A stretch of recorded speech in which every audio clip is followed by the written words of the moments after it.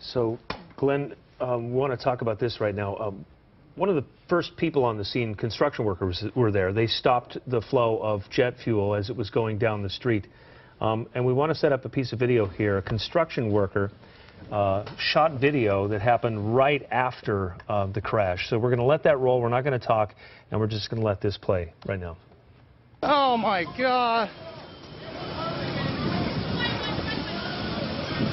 Get away from the vehicles!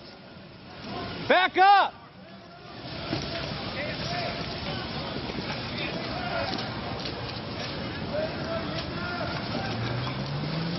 No, they're out of their cars!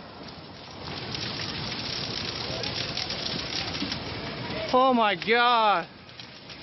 That car's gonna go!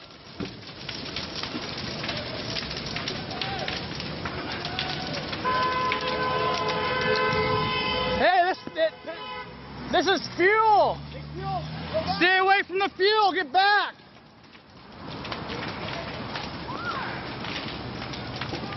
Holy cow! That fuel's coming down the road, you guys. Stay back.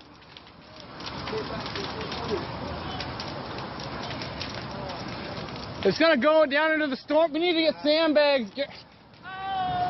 We need to get some sandbags next to these storm. Keep the fuel out of the storm system. Too late. No, hurry up down here.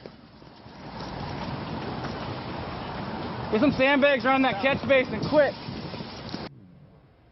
Wow. They did an incredible job. Yeah.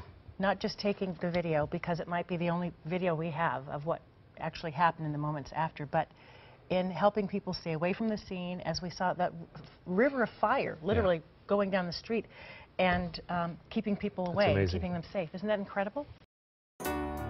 Yo, Craig is one, them a road that we walk on.